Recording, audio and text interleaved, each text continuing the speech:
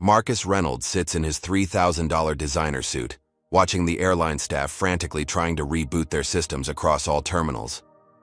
Their panicked eyes occasionally dart to him, the man they'd humiliated hours earlier. His phone buzzes, another desperate call from the airline's president. Marcus smiles and declines it. Before I dive into how this powerful story unfolded, where are you watching from today? Hit that like button if you've ever witnessed discrimination, and subscribe to see more stories of justice served.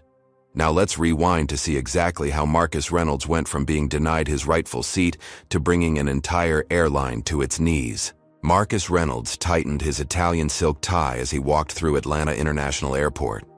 At 42, the CEO of CyberShield Solutions had built his company into a cybersecurity powerhouse that protected everything from government databases to banking networks. Today's meeting in Boston could expand their portfolio even further, if he arrived looking every bit the successful executive he was.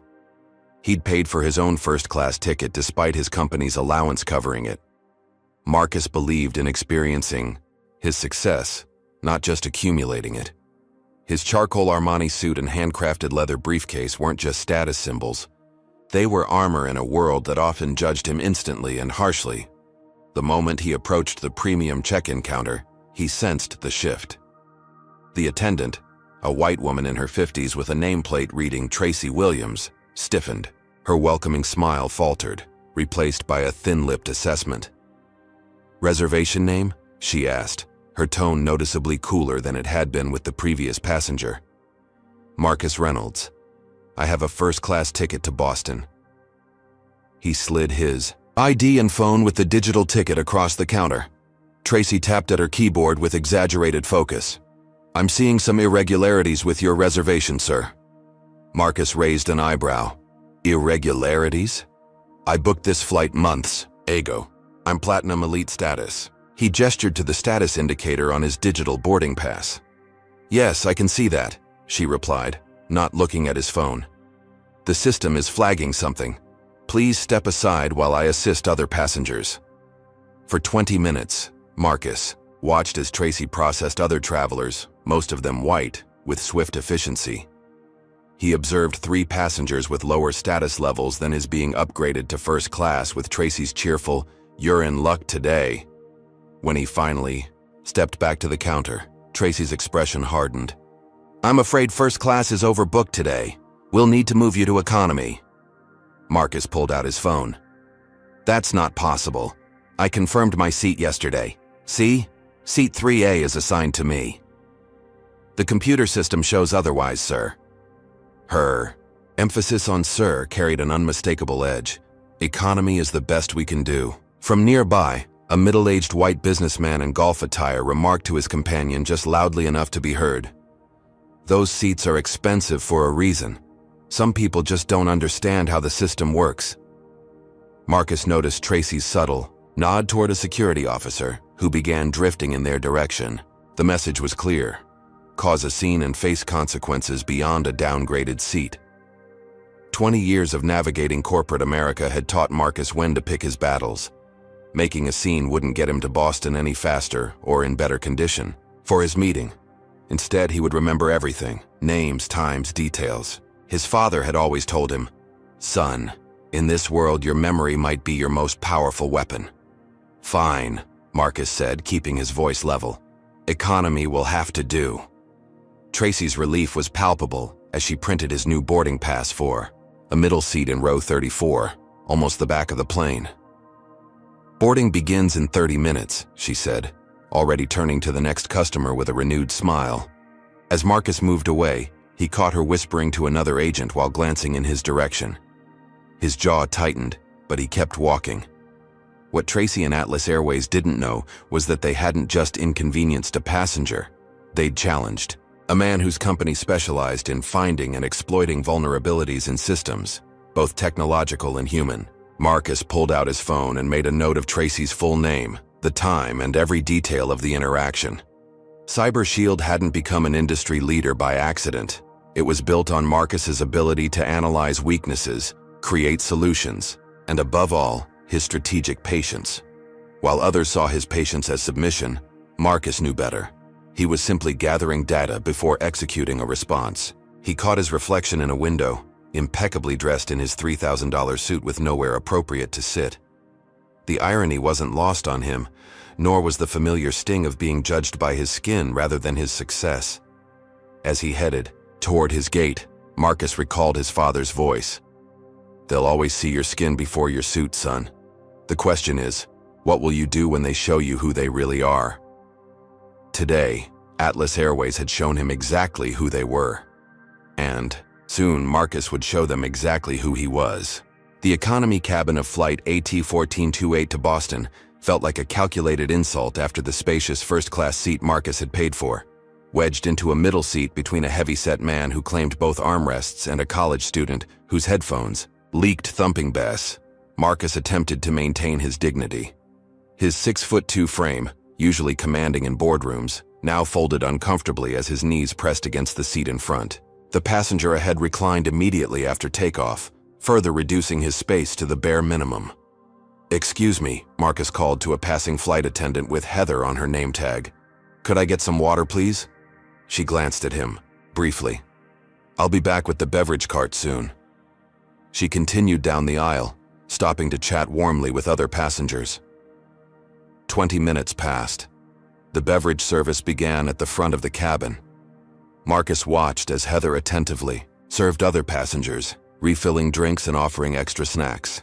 When she finally reached his row, she placed a half-filled plastic cup of water on his tray without a word and moved on before he could request anything else. From the corner of his eye, Marcus spotted Congressman Walter Phillips in first class, the very man he'd hoped to impress during this trip. The congressman sat comfortably enjoying a pre-flight cocktail, oblivious to Marcus's predicament. Phillips chaired the Technology Oversight Committee, which would soon decide on contractors for a billion-dollar cybersecurity initiative. CyberShield was shortlisted, but securing Phillips' support would virtually guarantee their selection. That opportunity now seemed to be slipping away with each passing minute. After an hour without water in the stuffy cabin, Marcus pressed his call button. When no one responded after 5 minutes, he pressed it again. Suddenly, the cabin PA system crackled. "Sir, in seat 34B, repeatedly pressing your call button is disruptive to the flight crew. Please be patient." Faces turned to stare. The public reprimand burned like a physical slap.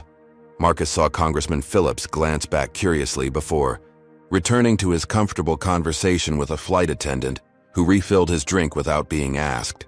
"That's not right," whispered the college student beside him, looking genuinely concerned. "They're treating you differently." Marcus nodded slightly but said nothing. His focus had shifted. Using the plane's Wi-Fi, he opened his laptop and began working, though not on the presentation he'd planned to review. Instead, he started mapping Atlas Airways' network architecture. As a cybersecurity expert with government clearance, Marcus's company had previously conducted security assessments of several major airline systems. While they hadn't directly worked with Atlas, the industry used similar infrastructure. Within minutes, he identified multiple access points and began documenting alarming vulnerabilities in their passenger management and booking systems. Midway through the flight, Marcus discovered something else. His checked luggage containing critical presentation materials had been accidentally rerouted to Dallas. The flight attendant delivered this news with barely concealed indifference. "These things happen," she said with a shrug. "You can file a claim in Boston." As the flight dragged on, Marcus found himself transported back through similar experiences in his life. The college professor who expressed surprise at his academic excellence. The bank loan officer who required additional verification, despite his perfect credit score. The security guards who followed him through high-end stores even when he wore custom suits. He remembered his late father, a hard-working postal worker who had scraped together everything to send Marcus to good schools. "They'll always see your skin before your suit," his father had told him. "Be smarter, not angrier. Intelligence outlasts emotion." By the time Flight AT-1428 began its descent into Boston, Marcus had compiled a comprehensive map of Atlas Airways' digital infrastructure, legitimate information any security professional might analyze. But he also understood precisely how vulnerable their systems were to someone with his expertise. As passengers deplaned, Congressman Phillips passed by without recognition, despite having met Marcus at 2 industry events. The congressman's eyes slid past him as though he were invisible. Just another face in economy class, not the CEO he'd enthusiastically discussed technology policy with months earlier. Heather stood near the exit, thanking passengers for flying Atlas Airways. When Marcus approached, she turned to speak with the captain, her back a clear dismissal. In the terminal, Marcus checked his phone to find an email notification. His premium hotel reservation had encountered an unexpected issue. Just like his first-class seat, it seemed his luxury hotel room had mysteriously become unavailable. The pattern was unmistakable. One isolated incident might be coincidence. This systematic dismantling of his carefully planned trip suggested something more deliberate.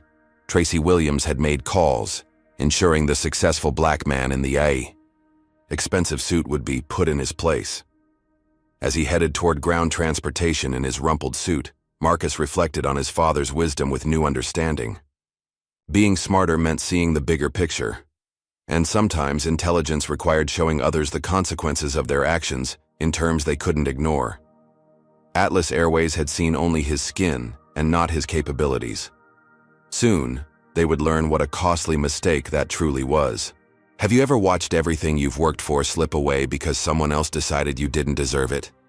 If you felt that same sting of injustice Marcus is experiencing, comment number 1 below.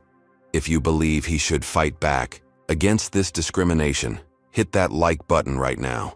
And if you're wondering what genius move this brilliant CEO is about to make, subscribe so you don't miss any part of this incredible story. Now let's see how deep this discrimination goes and what it costs Marcus. The Harborview Hotel in downtown Boston was a far cry from the luxurious Westbrook Marcus had reserved. Instead of a spacious executive suite with a harbor view perfect for reviewing presentations, he found himself in a cramped standard room overlooking an air conditioning unit. The desk barely fit his laptop. "I'm sorry for the confusion, Mr. Reynolds," the front desk manager had said without making eye contact. "Your original reservation showed payment issues. We have no suites available now." Marcus knew his corporate card had no payment issues. It never had in 8 years. Someone had made a call. The digital clock on the nightstand showed 11:37 p.m. His meeting with Global Secure, a potential $50 million client, started at 9 a.m. Without his presentation materials, he faced the daunting task of recreating everything from memory and cloud backups. He loosened his tie and began working. Sleep wasn't an option. By 4:30 a.m., fueled by overpriced minibar coffee, Marcus had reconstructed a presentation that normally took his team weeks to perfect. It wasn't his best work, but it would have to do. His phone chimed with a text from Congressman Phillips. "Need to cancel our breakfast. Schedule conflict, reschedule soon." The informal meeting, arranged weeks ago, had been Marcus's opportunity to discuss CyberShield's approach to the government cybersecurity initiative. Marcus rubbed his bloodshot eyes. How had the congressman even known he was on that flight? Phillips must have recognized him during the public call button humiliation. Now, instead of discussing technology over Eggs Benedict, the congressman was distancing himself. After a quick shower, Marcus dressed in yesterday's wrinkled suit, the best he could do without his luggage. He arrived at Global Secure's offices, 15 minutes early, hoping to set up and compose himself before the executives arrived. "You're here for the 9 o'clock?" the receptionist asked, her smile fading as she evaluated his appearance. "They're already gathered. Follow me." Walking into the boardroom, Marcus immediately sensed the atmosphere shift. 8 executives in fresh suits exchanged glances as he entered. Jeffrey Walters, Global Secure's CEO, checked his watch pointedly. "Mr. Reynolds, we were beginning to wonder." "I'm 15 minutes early," Marcus said, maintaining his professional demeanor despite the obvious slight. "Our watches must differ," Walters replied, generating chuckles around the table. "You look traveled. Rough night?" "Nothing unusual," Marcus said, connecting his laptop to the projector. "Shall we begin?" For the next hour, Marcus delivered his presentation flawlessly despite the circumstances. He outlined CyberShield's innovative approach to protecting Global Secure's financial infrastructure, demonstrating why his company had become an industry leader. Yet he couldn't miss the skeptical glances, the whispers behind hands, the lack of engaged questions that typically characterize successful pitches. Something had poisoned the well before he'd even arrived. "Thank you, Mr. Reynolds," Walters said when Marcus concluded. "We appreciate your effort today. We'll be in touch after reviewing all candidates." The dismissal was clear. As Marcus packed up his laptop, he overheard Walters murmuring to his CFO, "I'm not sure about stability there. We need reliable partners." In the elevator down, Marcus's phone buzzed with a text from Alicia Chen, his COO. "Global Secure signing with NetGuard. Heard through back channels. What happened?" NetGuard, their biggest competitor with an objectively inferior security solution. The contract was lost before he'd even stepped into the room. Outside, sitting on a park bench with Boston's financial district towering around him, Marcus made calls. His hotel had received a call from Tracy at Atlas Airways about a difficult passenger. The restaurant where he was supposed to meet Congressman Phillips confirmed cancellation due to concerns about the other party.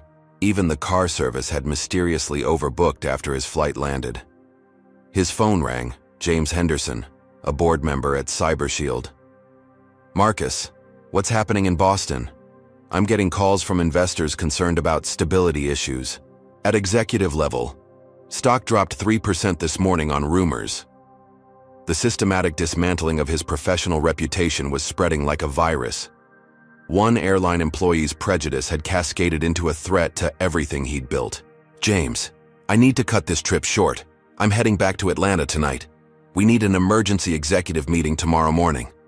"That's serious?" "More than you know," Marcus replied, watching a United Airlines plane soar overhead. "This isn't just about one contract anymore."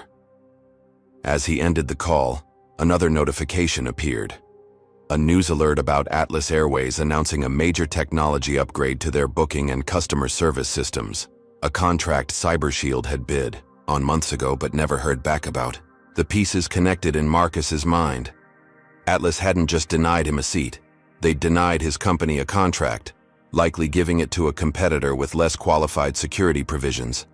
Now their discrimination had cost him additional business and threatened his company's reputation. This wasn't just personal anymore, it was existential. If one prejudiced airline employee could threaten everything he'd built, the system itself needed correction. Marcus opened his laptop again. This time accessing a secure server where CyberShield stored detailed analyses of potential clients, including Atlas Airways. The security audit they'd conducted during the proposal process contained information the airline wouldn't want public: critical vulnerabilities, negligent practices, outdated systems protecting sensitive passenger data. "They think they've seen a pushover," Marcus whispered to himself. Time to show them who they're really dealing with. He booked a flight back to Atlanta, deliberately not with Atlas, and began formulating a plan that would make Tracy Williams and Atlas Airways regret the moment they decided to judge him by his skin rather than his credentials. But first, he needed his team. Because while revenge might be a dish best served cold, justice required precise calculation, and Marcus Reynolds intended to deliver it with mathematical precision. What would you do if you were in Marcus's position? Would you fight back or walk away? And how far would you go to right this wrong? The real question is, what happens when they underestimate the very man whose expertise could bring their entire operation to its knees? Let's find out. CyberShield's glass and steel headquarters in Atlanta's tech corridor pulsed with unusual energy for a Saturday morning. Marcus had called an emergency meeting of his executive team, and the tension in the conference room was palpable as he recounted the events of the past 48 hours. "So that's where we stand," Marcus concluded. "Atlas Airways discrimination has cost us the Global Secure contract, potentially damaged our reputation with government contacts, and revealed a troubling reality. Despite all our success, we're still vulnerable to the most basic prejudice." Alicia Chen, his COO and right hand for 7 years, was the first to respond. "This is textbook discrimination. We should sue them into next century." Her legal background made litigation her first instinct. "I agree it's actionable," said Lawrence Washington, CyberShield's legal counsel. But a lawsuit means months, possibly years of proceedings, media coverage focusing on race rather than our technology, and unpredictable outcomes. Not to mention the perception problem, added Zoe Ramirez, head of marketing. Tech companies that sue often get labeled as litigious rather than innovative, regardless of merit. Marcus nodded, having already considered these angles. This isn't just about one flight or one contract. This is about a system that allows someone like Tracy Williams to wield discriminatory power without consequences. He turned to the projection screen and pulled up a file labeled Atlas Airways Security Assessment. 3 months ago, we bid on their security infrastructure upgrade. They went with a cheaper solution from TechCore Systems. He scrolled through the document.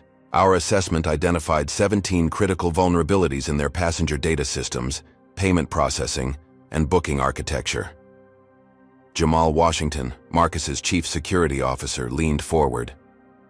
Those recommendations would have cost them $5 million to implement properly. TechCore underbid us by half. And delivered half the security, Marcus added. Atlas Airways is currently operating with multiple exploitable vulnerabilities that put customer data and business operations at risk. This isn't speculation, it's documented fact. The room fell silent as the implication sank in. Are you suggesting what I think you're suggesting? Lawrence asked carefully. Marcus shook his head. I'm not suggesting anything illegal. I'm proposing we approach this from 2 angles: business and ethical. He stood and began outlining his strategy on the whiteboard. First, the business approach. We document the discrimination case properly and present it to Atlas Airways executive leadership, offering them a chance to make amends through a comprehensive security partnership.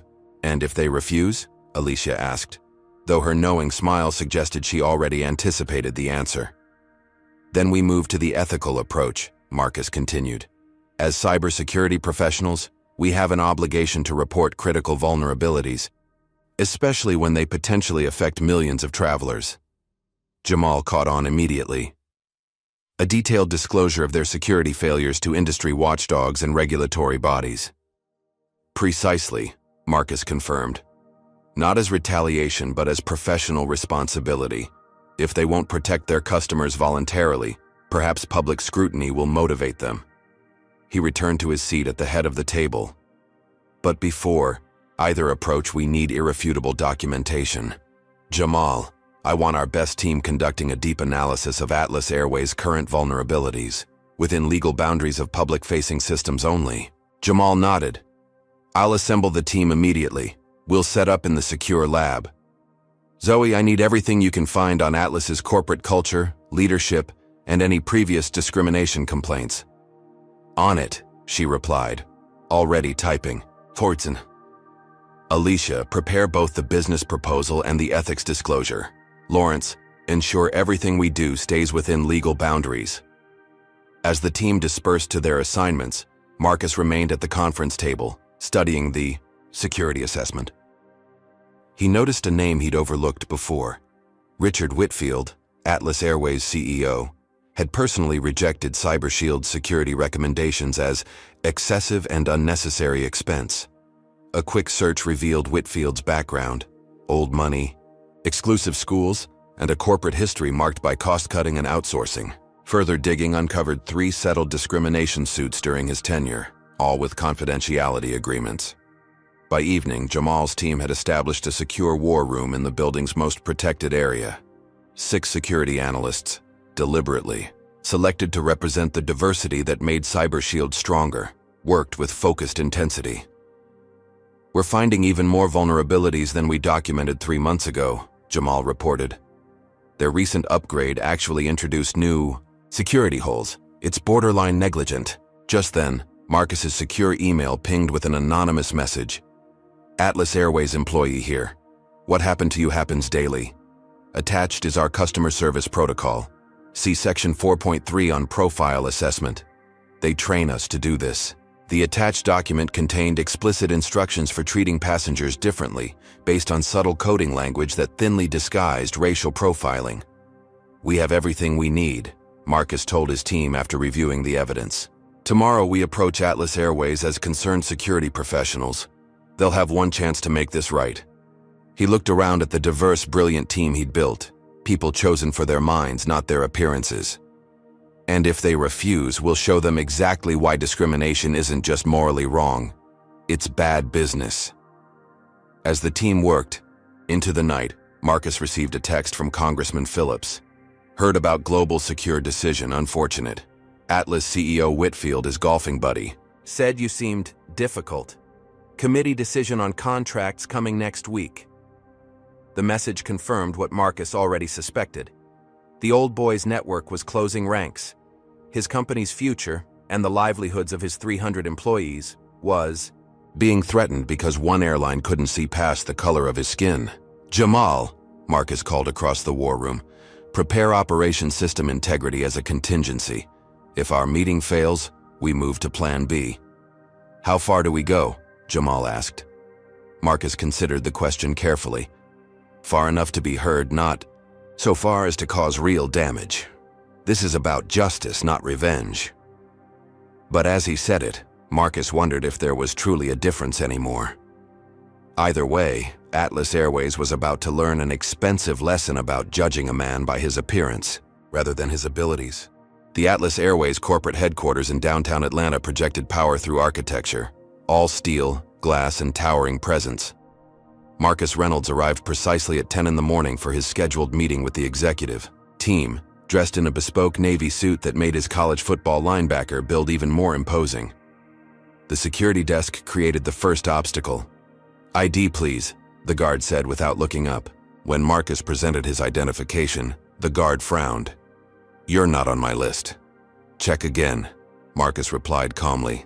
Marcus Reynolds, Cyber Shield Solutions, meeting with Richard Whitfield at 10. After several calls and 15 minutes of waiting, Marcus received a temporary visitor badge while watching white executives walk through with casual nods to security.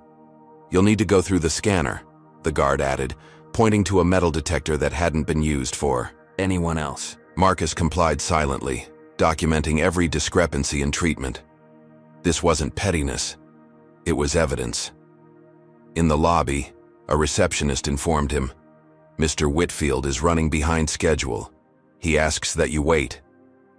45 minutes passed, with Marcus sitting under the watchful eye of security while routine business continued around him.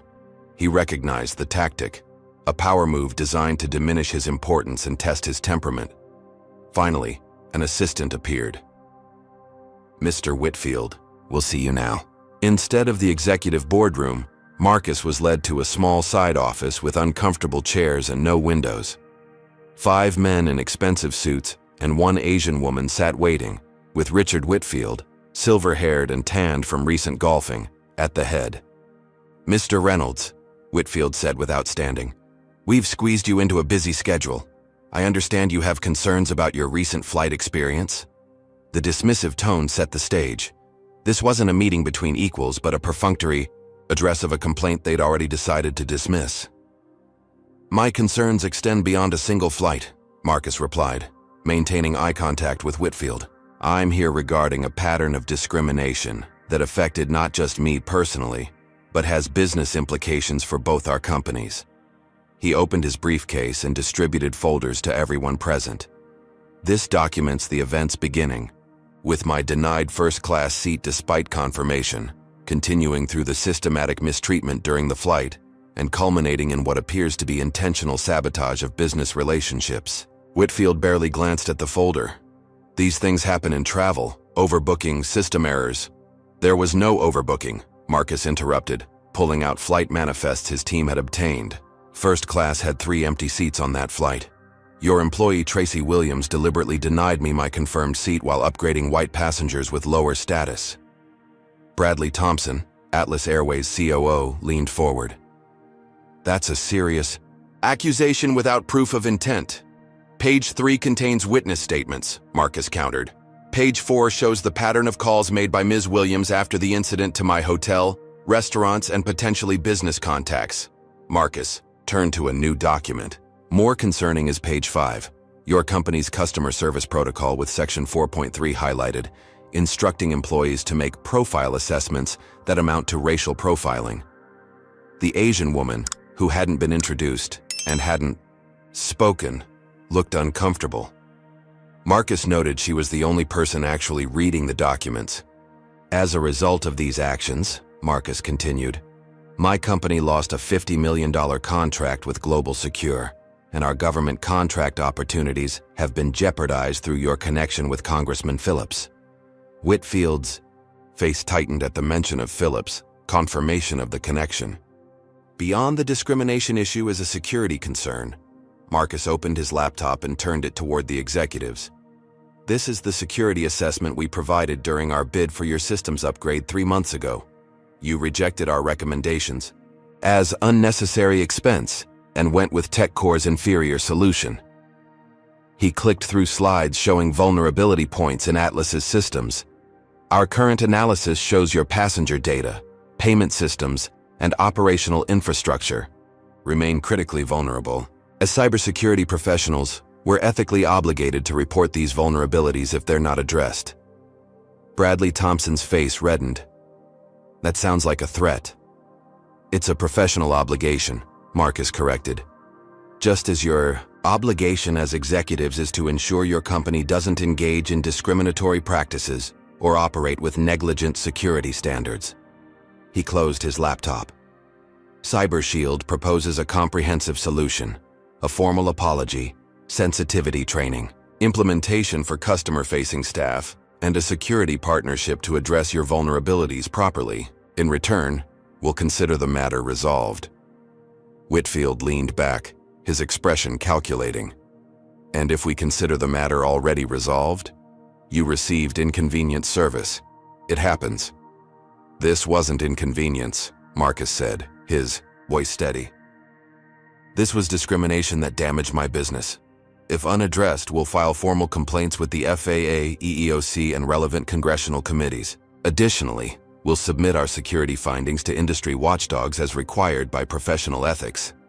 You're overreacting to a customer service issue, Whitfield said dismissively. We can offer a $5,000 travel voucher to compensate for any inconvenience. The insulting offer hung in the air. Marcus gathered his materials unhurriedly.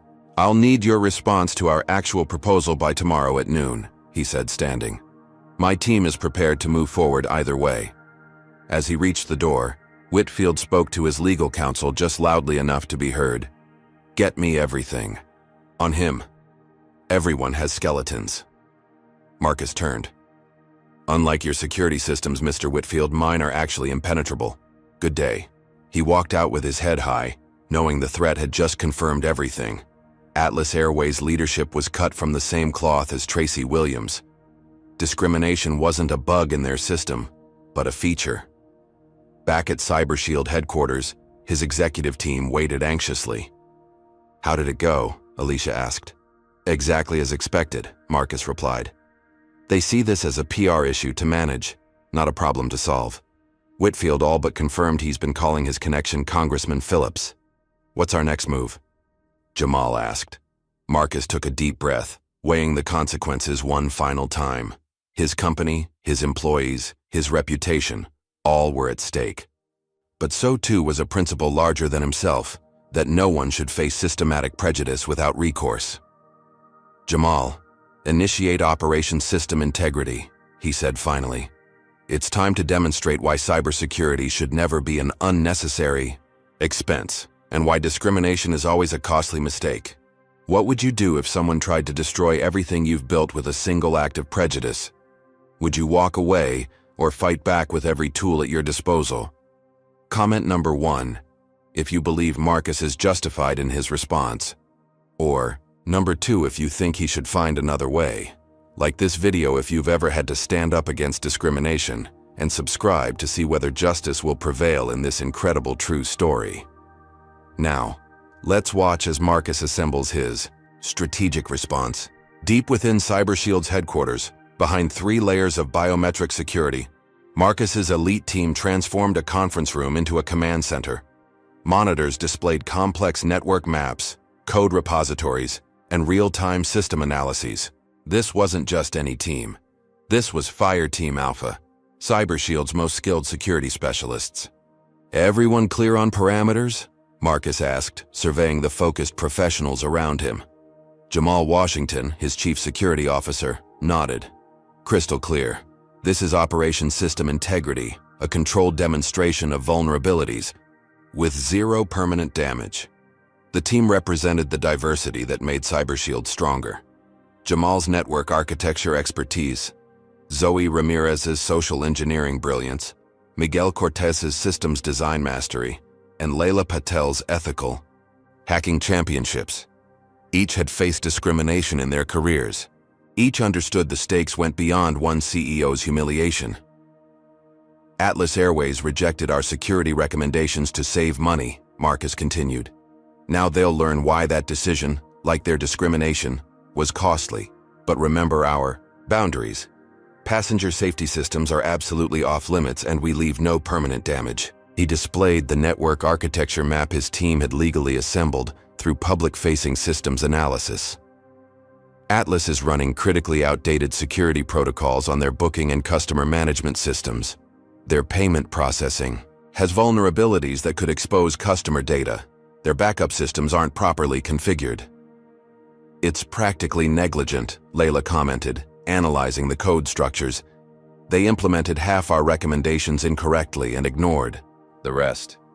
We're going to focus exclusively on their revenue systems, Marcus clarified.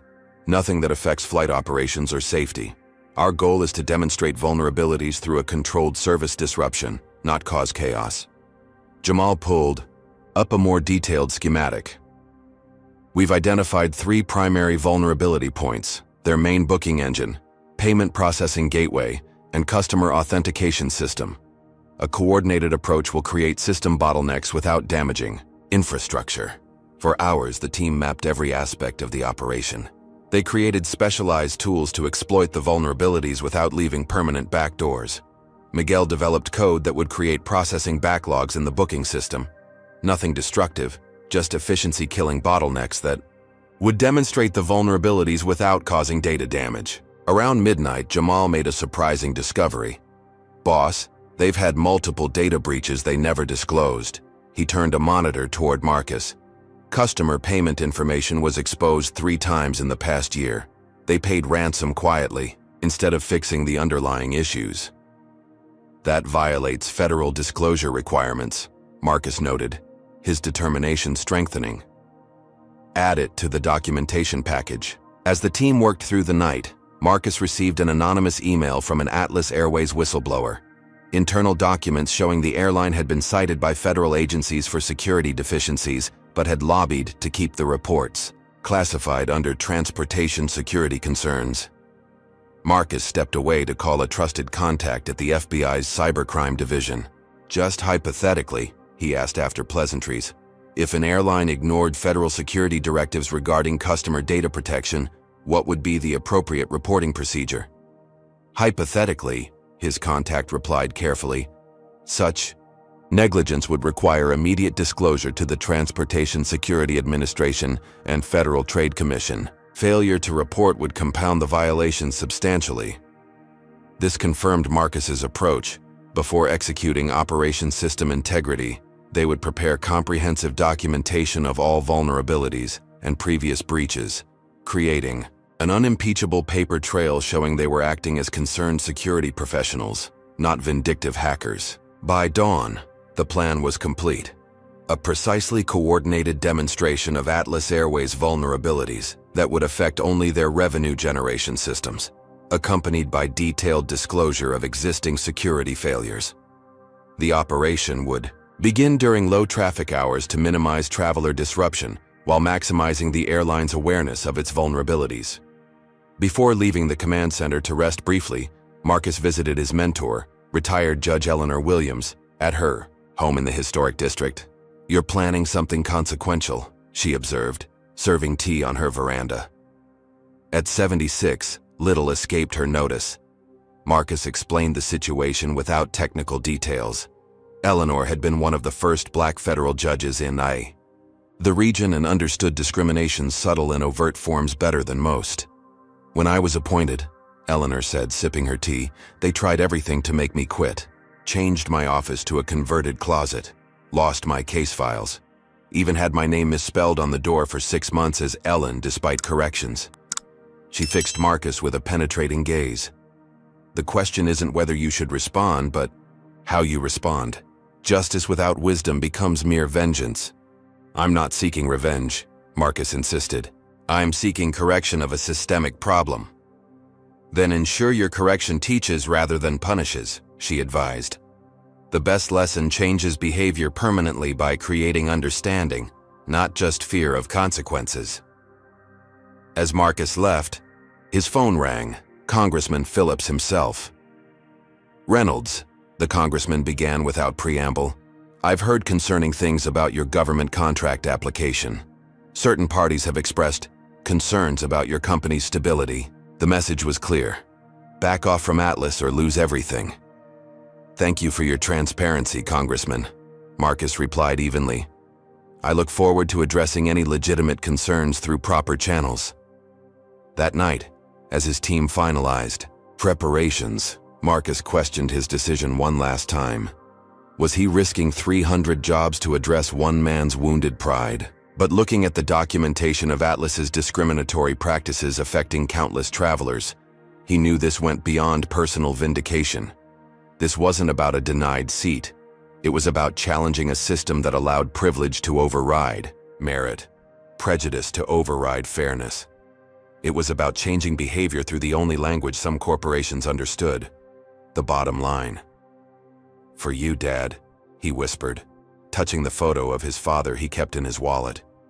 The man who'd taught him that dignity wasn't granted by others but maintained by oneself, even in the face of injustice. At midnight, Marcus gave the final authorization for Operation System Integrity, scheduled to begin at 4 a.m., the lowest traffic period for Atlas Airways booking systems. The question remained, would this be remembered as a justified stand against discrimination, or would it simply reinforce stereotypes about angry black men? The answer would depend not just on what they did, but how they did it. At precisely 4 a.m. Eastern Time, when online bookings were at their minimum and night shift IT staff were at their least alert, Operation System Integrity commenced.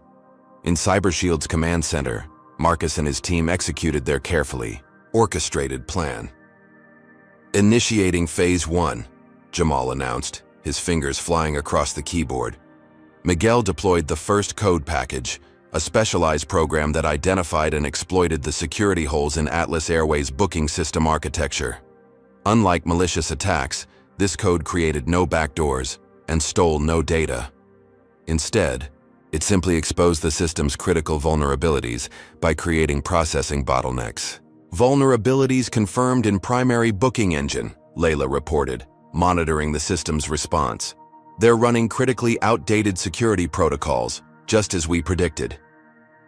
On the main screen, they watched as Atlas Airways booking system began showing the first symptoms, error messages appearing for new reservation attempts, processing times extending from seconds to minutes. Phase 2, Marcus directed at 4:15 a.m. Zoe implemented the second stage, a program that revealed how Atlas's backup systems had been misconfigured during their budget implementation of security recommendations. Their failover systems are attempting to activate, she noted, but they're failing exactly as we documented in our security assessment. By 4:30 a.m., the airline's entire online booking platform had slowed to a crawl. No data was being damaged or stolen, but new reservations couldn't be processed, and existing reservations were inaccessible. Simultaneously, Jamal executed the third phase, the anonymous release of Atlas's security audit to industry watchdog sites and technology journalists. The documentation clearly showed that Atlas had been warned about these vulnerabilities months earlier, but had chosen to ignore them to save money. ET response detected, Miguel reported. They're trying standard troubleshooting protocols. They think it's routine server issues. Marcus nodded. This was expected. Atlas's technology team would initially misdiagnose the problem because they lacked understanding of their own security vulnerabilities. Exactly the point the operation aimed to demonstrate. As dawn approached, the situation escalated according to plan. Call centers began reporting inability to process bookings. Airport. Terminal agents found their systems responding with increasing sluggishness. The slowdown cascaded through interconnected systems, affecting only revenue generation, not safety or operations for existing flights.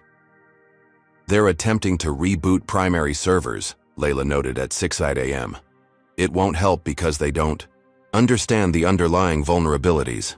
On a secondary monitor, they watched Atlas's stock price as markets opened. Within 15 minutes of trading, investors reacted to news of the booking system failure, driving the price down 3% initially. Tracy Williams has arrived at her terminal in Atlanta, Zoe reported, monitoring security cameras through legal public feeds.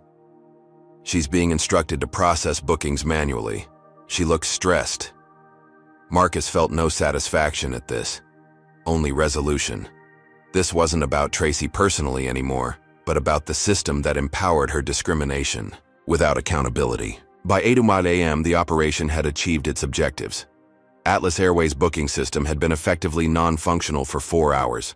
No customer data had been compromised, no flights delayed, no safety systems affected, but millions in immediate revenue had been lost, and their stock was now down 7% and falling. Phase 4, Marcus directed. This was the most critical phase, the anonymous delivery of a comprehensive security report to Atlas Airways board members, bypassing the executives who had dismissed their concerns.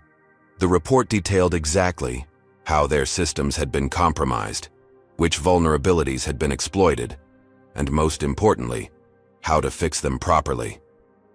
Delivered to all 12 board members, Jamal confirmed.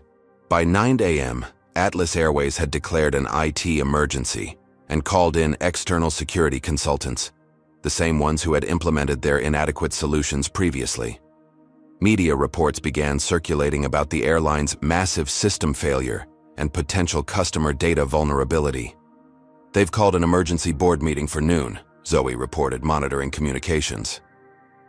At 10:30 a.m., Marcus's phone rang with an unfamiliar number.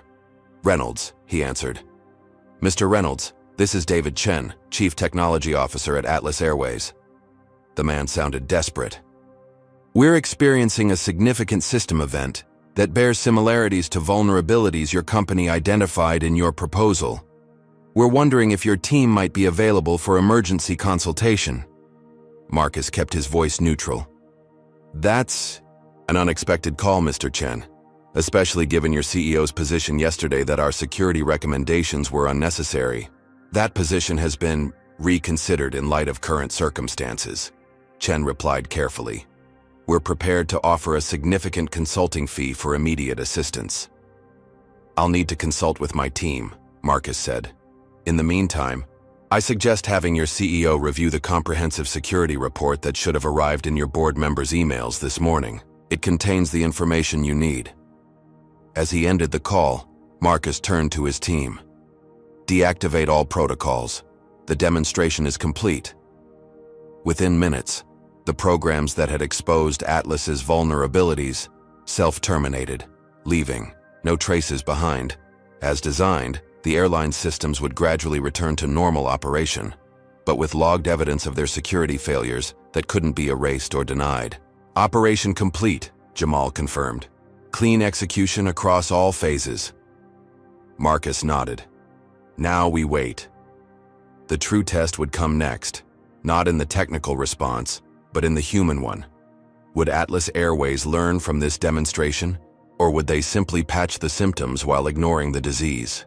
By noon, the impact of Operation System Integrity had cascaded far beyond what even Marcus had anticipated. Atlas Airways' booking system remained offline across all platforms, with skeleton crews processing reservations manually at airports nationwide. The airline stock had plummeted 15%, erasing over $3 billion in market value in a single morning. In CyberShield's command center, the team monitored the fallout while maintaining their cover of normal business operations. Financial impact exceeding $20 million in direct revenue loss, Alicia reported.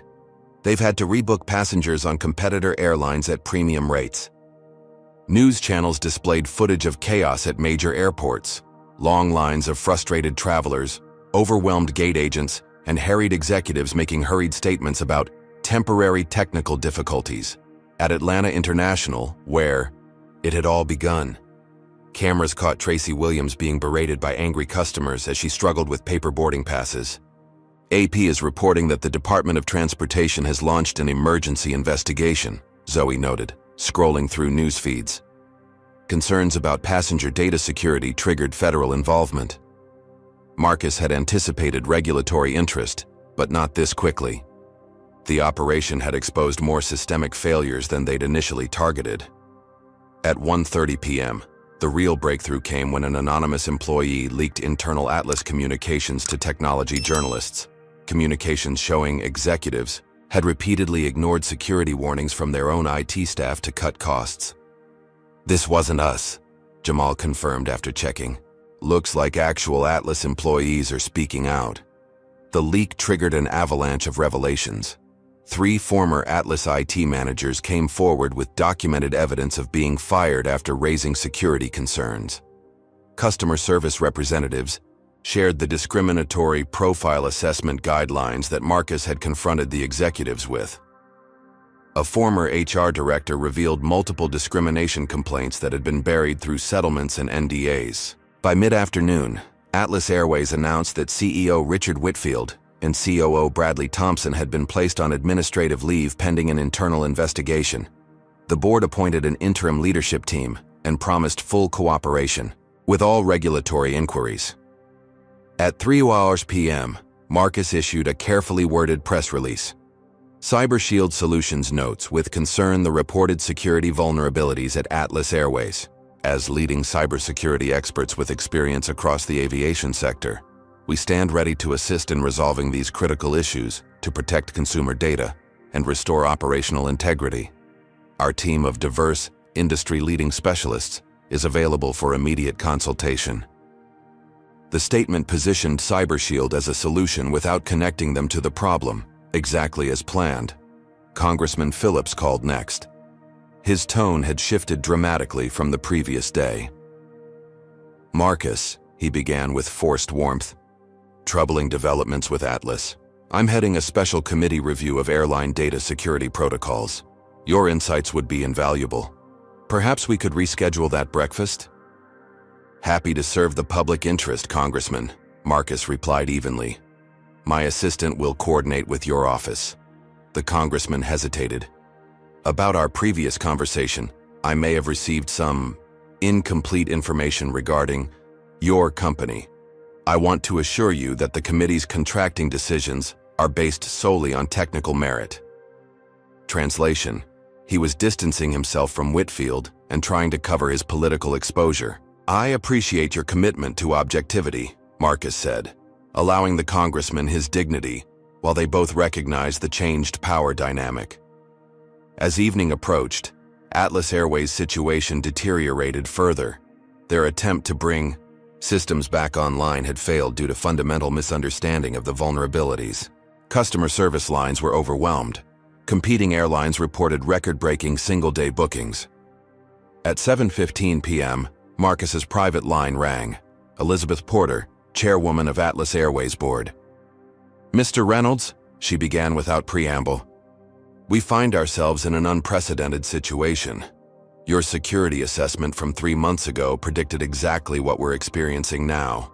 The board is meeting in emergency session and would appreciate your expertise. Discreetly." "My team and I are available," Marcus replied.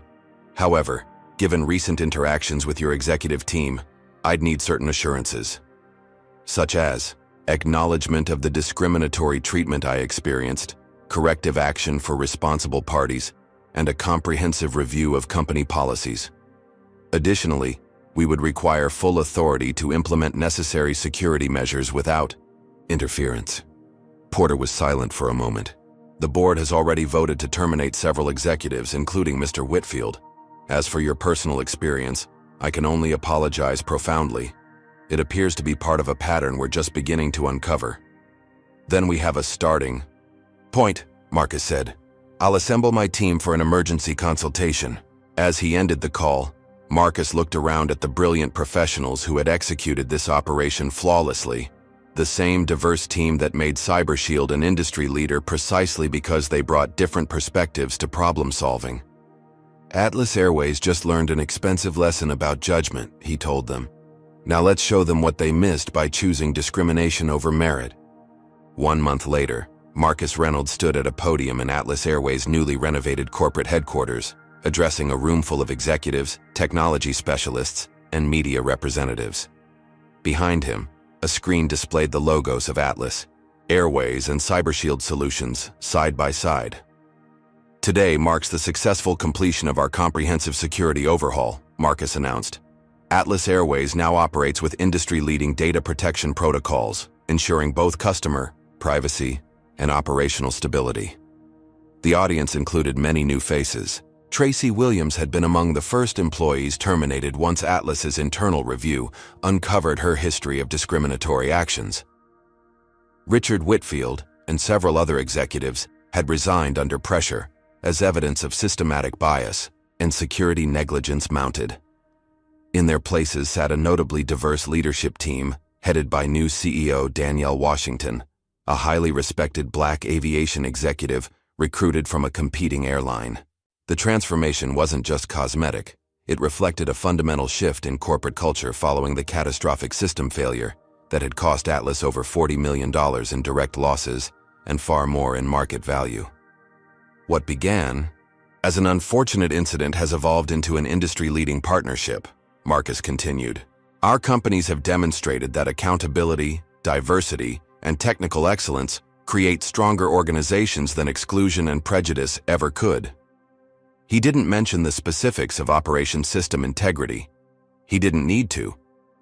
The mysterious system vulnerability exposure had become legendary in cybersecurity circles, with many correctly guessing its origins, but none able to prove anything beyond Atlas's own security negligence. The partnership agreement included not just a lucrative contract, but significant equity compensation for the consulting emergency response that had saved Atlas from complete collapse. The funds had allowed CyberShield to establish a scholarship program for minority students pursuing cybersecurity careers. After the presentation, Congressman Phillips approached Marcus with an outstretched hand. Impressive turnaround, Reynolds. The Oversight Committee was particularly impressed with your testimony last week. We're finalizing the Government Cybersecurity Initiative contracts tomorrow, looking very favorable for CyberShield. Glad to hear it, Congressman, Marcus replied. Merit-based decisions benefit everyone. Phillips had the grace to look slightly uncomfortable before moving on. As the reception continued, Marcus stepped away to a quiet corner and opened his wallet. Inside was a worn photograph of his father in his postal worker uniform, the man who had worked double shifts to send his son to the best schools, who had taught him to be smarter, not angrier, when facing discrimination. You were right, Dad, Marcus whispered. But sometimes being smart means showing them exactly who they're underestimating. His reflection was interrupted by a text message from Judge Eleanor Williams. Saw the news conference. Your father would be proud. Not just of your success, but of how you transformed an injustice into progress rather than mere revenge. That distinction mattered. Operation System Integrity hadn't been about hurting Atlas Airways, but about forcing accountability and change. The company was now stronger, more diverse, and more secure. Proof that confronting discrimination created improvement, not just punishment. As Marcus returned to the reception, a flight attendant handed him his new Platinum Elite card, accompanied by a handwritten note from CEO Washington. Your seat will always be ready. Later that evening, as he boarded a flight home, the first-class flight attendant greeted him with genuine respect. Welcome aboard, Mr. Reynolds. The simple professional courtesy, the basic dignity that should have been afforded all along, felt like victory. Not because he needed validation, but because it represented progress for everyone who would come after him. His phone rang just as he was settling into his seat. The caller ID showed another CEO, one who had recently faced similar discrimination. Marcus Reynolds, he answered. Mr. Reynolds, we haven't met, but I could use your advice, the voice began. I experienced something yesterday that I believe you'll understand. Marcus smiled. This was the true resolution, not just addressing his own experience, but creating a pathway for others. By standing up strategically rather than simply accepting injustice, he had transformed a humiliating experience into a force for change. I'm listening, he said, and I think I can help. This story isn't just about one man's revenge. It's about the systemic change that becomes possible when discrimination faces strategic, intelligent resistance. The most powerful response to prejudice isn't anger, but effectiveness. Marcus didn't just reclaim his dignity. He created a world where others might never face what he experienced. Have you ever witnessed or experienced discrimination that made you want to stand up and make a difference? What would you have done in Marcus's position? Share your thoughts in the comments below. If this story inspired you to think differently about fighting injustice, hit that like button and subscribe to see more powerful stories about overcoming adversity. Remember to share this video with someone who needs to hear that intelligence and strategy can be more powerful weapons against discrimination than anger could ever be. Thank you for watching, and remember, your greatest power lies not in how others see you, but in how you choose to respond when they see you wrong. This story teaches us that true justice often requires strategic intelligence rather than emotional reactions. Marcus didn't just seek personal vindication, he created systemic change. When facing discrimination, the most powerful response isn't necessarily immediate confrontation, but thoughtful action that addresses root causes. By using his expertise rather than losing his composure, Marcus transformed an injustice into an opportunity for broader impact. The lesson is clear. Sometimes the most effective way to fight racism isn't to match its ugliness, but to demonstrate your excellence so undeniably that the system itself is forced to change. Rather than being defined by how others see you. True power comes from strategically reshaping how systems operate for everyone who follows.